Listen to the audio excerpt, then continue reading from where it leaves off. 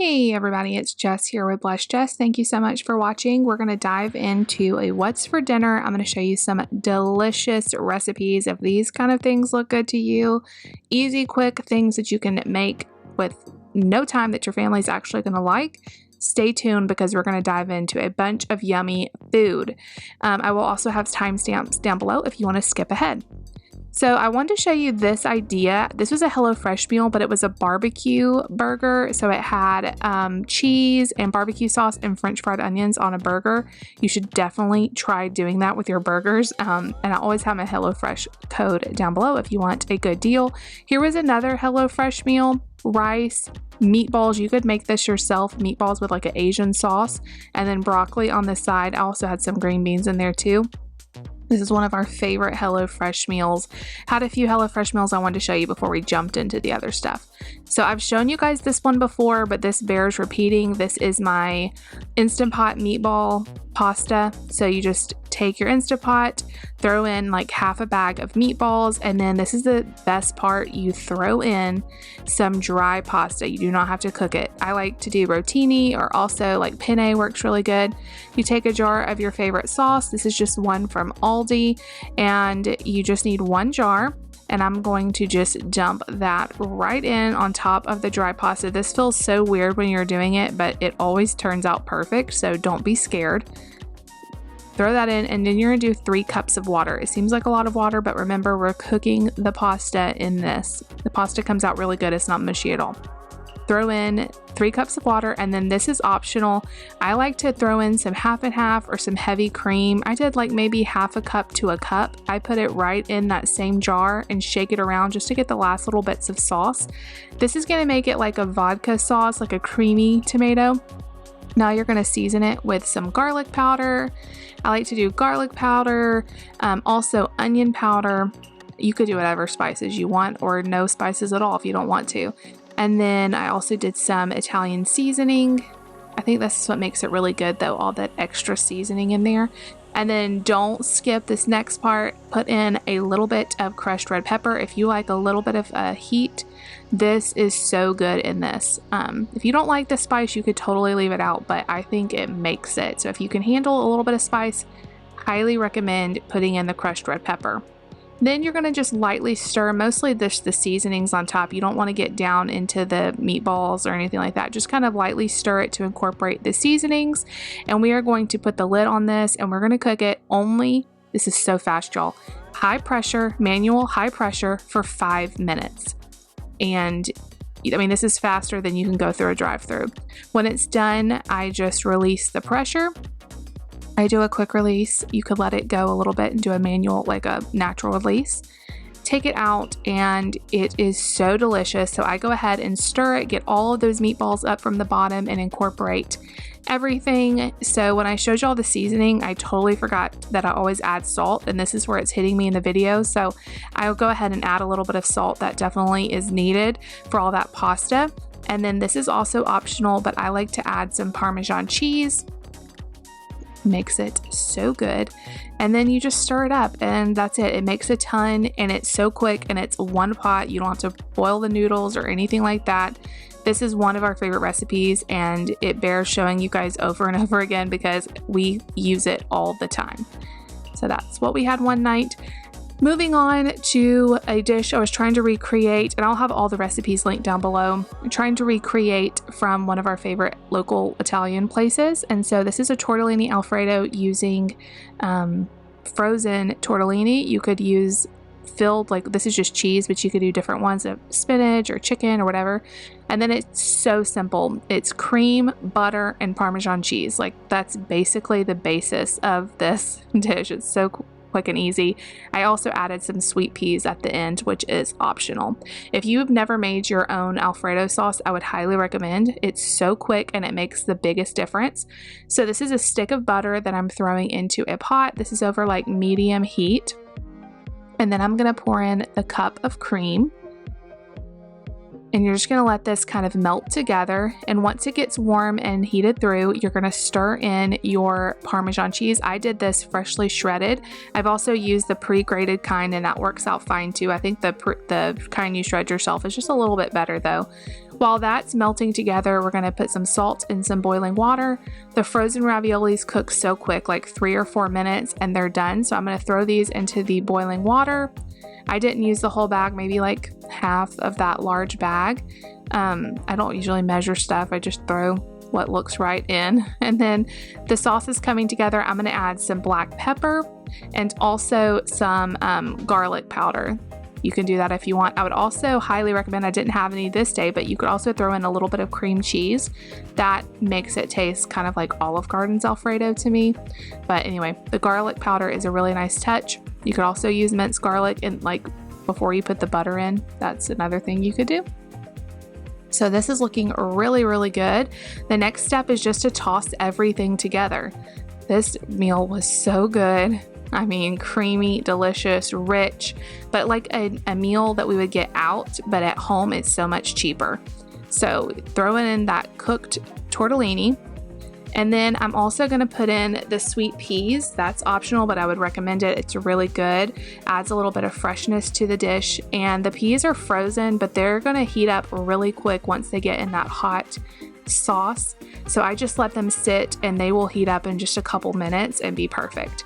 So this night I served our tortellini bowls with a side of garlic bread, and this was like a restaurant meal at home date night, and it was so good. All right, now I'm gonna show you how I make homemade Spanish rice. And this is in the Instapot. So I take 2 tablespoons of vegetable oil and put my Instapot on saute. Here is the crucial step. We're gonna add our rice, but before we add our rice to that, I promise you this turns out so much better if you will rinse your rice. That's hard to say. Wash your rice off. So I take the rice in a bowl, put water on it, stir it around, and then drain the water off. Anytime you're doing rice, do this several times before you cook your rice in your rice cooker, before any recipe. I promise you it turns out so much better to get some of that extra starch off. And I do this like I said, 3 or 4 times until that water is more clear. So that's what I did this time. I'm gonna throw that kind of wet rice right into this pot, which kind of splatters a little, so be careful. And I'm just getting it right in there. And what we're gonna do before we start the Instapot is just on saute, and we are going to toast it. This is what makes Mexican rice so good, is it's toasted in oil. So we're just gonna let this go a few minutes. The whole recipe, of course, will be linked down below, so if you want to check it out and make it for yourself. This turned out really, really well. So after it's toasted and almost like translucent kind of color, very, very white color, you're going to put in some tomato sauce, drizzle that right in, and then you're going to put in some chicken broth. I like to use the chicken base, and then I just add water to that to make my chicken broth. But rice cooked in chicken broth is really good. It's a good way to add some extra flavor. So I was happy that this recipe called for chicken broth. And then I added some of my own spices because I'm extra like that.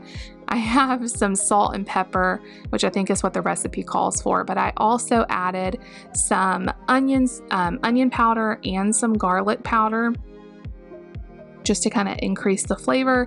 And then I also added some cumin. Don't have to do that, but I really like the flavor of cumin, and this is actually for Mexican bowls, like rice, beans, taco bowl kind of thing. And so I added some cumin, just a little bit of an extra flavor. So anyway, we're gonna stir that around, and we are going to make sure the vent is sealed, and we are gonna cook this 4 minutes, really, really quick on manual for 4 minutes. And it is really fast to come to pressure and cook. This is what it looks like. This was the best Mexican rice I have ever made at home. It tasted just like a restaurant. Now to go with that, we're going to make some homemade refried beans. I've never done this before. This is a new recipe, so let's do it together. In a pot, in the Instapot, I cut up an onion. It can be kind of chunky because we are going to blend this. Also have some diced jalapenos. I'm using pickled because that's just what I had. It worked out fine. And then I have some garlic in there with a little bit of olive oil. I have my Instapot on saute. We're going to just saute that for a few minutes just to kind of get it started. And then after that, we are going to pour in some water. is we're cooking our beans in this, and you don't have to pre-rinse your beans, pre-soak. Well, I did rinse them, but you don't have to soak them. So we're throwing in 1.5 pounds of pinto beans. And then we're gonna also add some chicken broth into the pot. And I also added 2 tablespoons of just white vinegar into that as well. Now this is going to cook for 35 minutes on high pressure, and then it's gonna sit for like, I just let it do a natural release, and so however long that is, like another 10 or 20 minutes, just let it sit.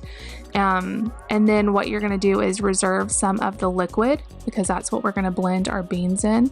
Once you reserve some of the liquid, you're going to pour the beans into a colander and get all of the liquid off of them. Put them back into the pot, add the liquid back into it. I would start out small. I started off doing this with an immersion blender, and then my blender broke. So I moved it to a pressure cooker. I moved it to a food processor. I realized I needed to add a little extra salt and pepper because I didn't add enough. And then I blended it with the food processor. So you could do either way. And then once you get them blended, this makes a lot of beans, and it's a very affordable, cheap recipe. And these were so good. So for dinner that night, we had like burrito bowls. So we have our rice, we have some of the beans, we have lettuce and cheese and sour cream and taco meat and tortillas and chips and avocado. And I made this delicious burrito bowl. It's one of my favorite dinners we made all night, all week. What am I saying? All week. It was really good.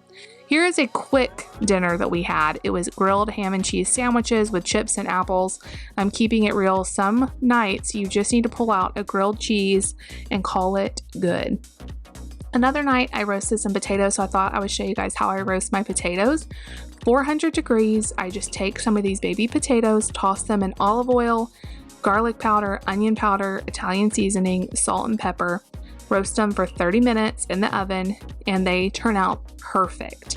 So I serve this with just some fish fillets from the freezer with tartar sauce and a big salad.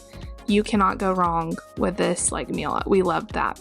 Okay, I showed you guys how to do buffalo chicken dip before, but we were really craving it for like a Friday night appetizer night. So we took advantage of having it again. So anyway, there's cream cheese in there, shredded chicken, shredded cheddar cheese, and then you take a cup of ranch dressing. You don't have to buy the expensive kind. I really like to use like the Great Value or the Aldi one because you won't taste the difference. I love homemade ranch, but don't waste it in here.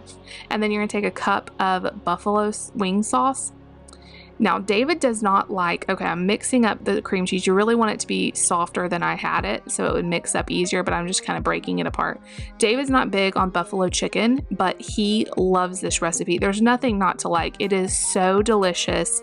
If you have not tried this buffalo chicken dip, I would highly recommend. I pour it into a greased 9x9 pan and just kind of get all of that out, spread it out. This is also a really great low carb recipe.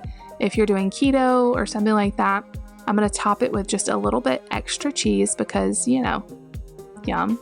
And we're going to put it in the oven at 375 for about 20 to 30 minutes, just until it's nice and bubbly, just like this.